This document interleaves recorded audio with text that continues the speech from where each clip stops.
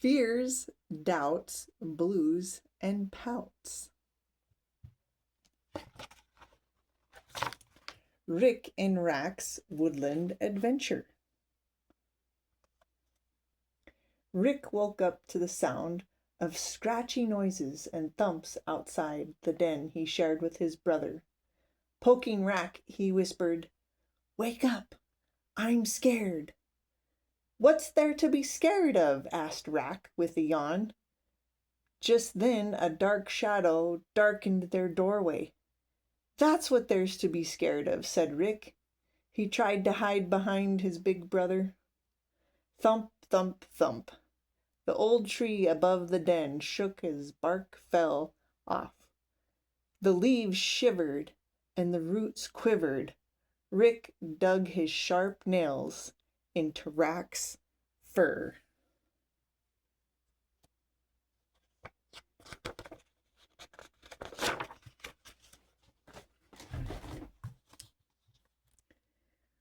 "Ouch," said Rack. "Calm down. Remember that song we learned in raccoon school?"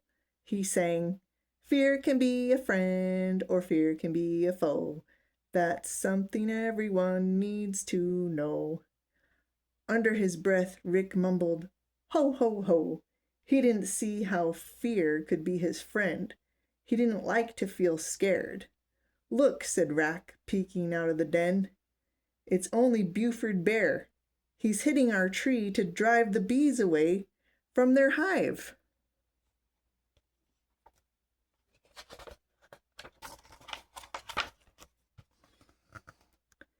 "Watch out," Rick said. "Those bees are mad, and they could sting." "Right, brother. Being a little afraid of bees makes us more careful. That kind of fear is our friend." Just then Buford saw them. My, are you two coming out to help me get some honey?" "Oh no," said Rick. "Bees sting. They can hurt. Aren't you afraid of them?" "Me? Afraid? I'm big and strong. Why should I be afraid?" "You mean you're never afraid, Buford?" asked Rack. "Nope, never."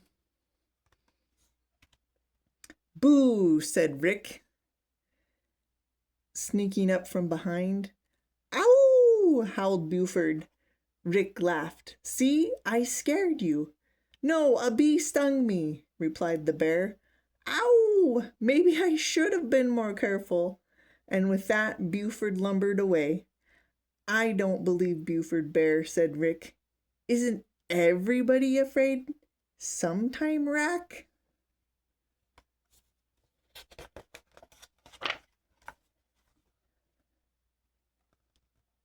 "Yes, but some, like Buford, don't want to admit that they get scared. Others are afraid too much. They are scared of things they don't really need to worry about. That's when fear is a foe, getting in the way and making us unhappy." Rack thought a minute. "Rick, I'm going to take you to meet somebody like that. She lives on the far side of the woods. Are you afraid to come with me?" "No," said Rick, but his voice had a funny squeak in it. He had never been through the far side of the woods. Through the forest the raccoon brothers went. They squeezed under fallen trees, swam across the stream, climbed over trees, and scrabbled through hollowed-out logs. Finally, they came to the edge of the woods, but just as they stepped into the sunlight, a loud screech filled the air. Rick and Rack looked at each other, then raced back into the dark forest.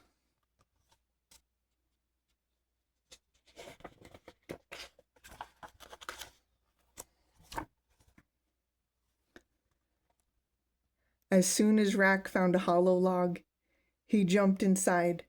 Rick followed close behind. Safe inside, the little raccoon took a deep breath. "Phew," he sputtered. "What's that awful smell?"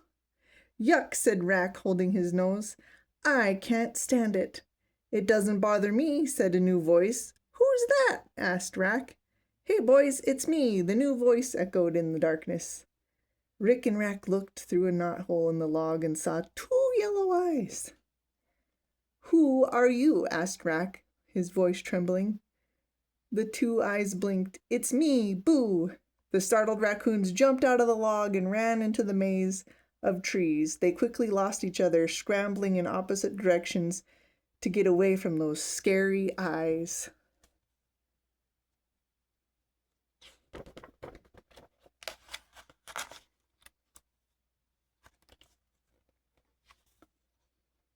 Rick called Rack. Rack called Rick. Suddenly, Rick realized he was alone in the woods. Suddenly, Rack realized he was alone in the woods. Then Rack started to sing loudly. Fear can be a friend or fear can be a foe. It's something everyone needs to know. Rick heard the song faintly at first. Then he sang an answer as loud as he could. Fear can be a friend or fear can be a foe. As the brothers listened and sang, they found each other at last, right back at the log where they started. They looked around for those scary yellow eyes.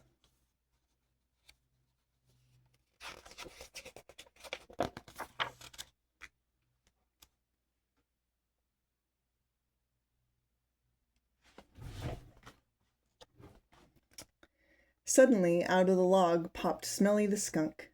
Hi, guys. Boy, did I scare you. Ha ha. Ah, we knew it was you all the time, said Rack. Sure, said Smelly. Well, I'm gonna go back to sleep. Drop in again sometime. Rack, you were just as scared as I was, weren't you?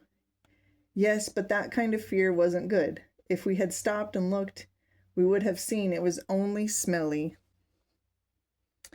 Well, when we ran from the screech before at the edge of the woods, was that an all right kind of fear? Asked Rick. I think so. It was an eagle, and they like to eat little raccoons like us. So our fear helped us look for safety. And now, little brother, let's get back to the edge of the woods. I still want you to meet somebody.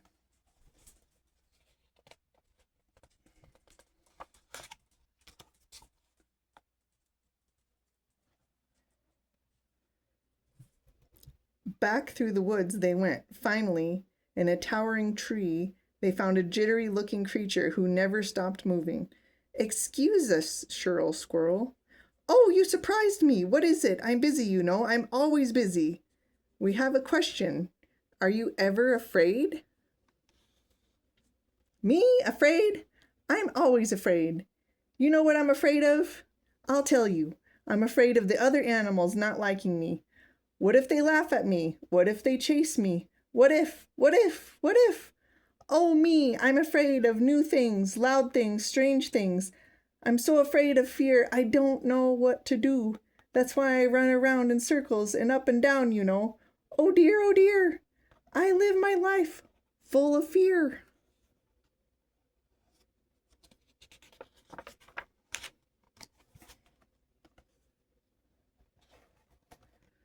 Rick and Rack looked at each other and crept away while Shirl was still talking. She lives with all those fears. That's no fun, Rick said. Right, those aren't friendly fears. She doesn't have any real reason to be so afraid all the time. Many of her fears are in her own imagination. If she would stop and think or ask questions, she wouldn't be so afraid. But some fears are good, right? Uh-huh. If there's danger and you feel scared, that's good, because it keeps you from getting hurt. That's when fear is our friend. Just then, Rick heard a loud growl. He jumped.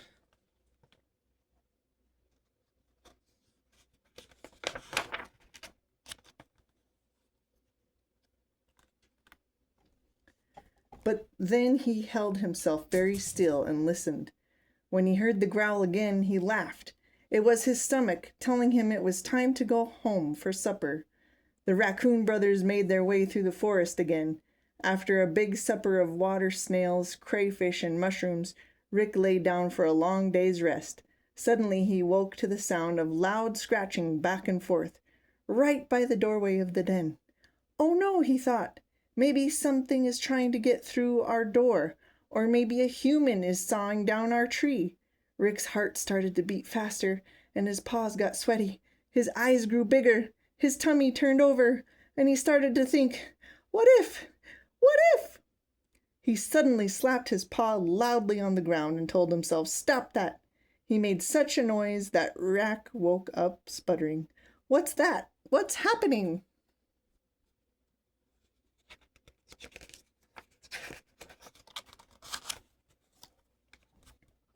Rick took a deep breath, then bravely walked to the door. "Fear can be a friend or fear can be a foe. It's something I'm finally starting to know." He sang the little song quietly to himself. As he walked, he felt less afraid. His heart didn't beat as fast, and his tummy felt calmer. He poked his head out the door, and what did he see? Elwood Elk, shining his antlers on the side of the tree. Elwood stopped when he saw Rick and said, "Oh, please excuse me." He turned away, looking very proper and proud.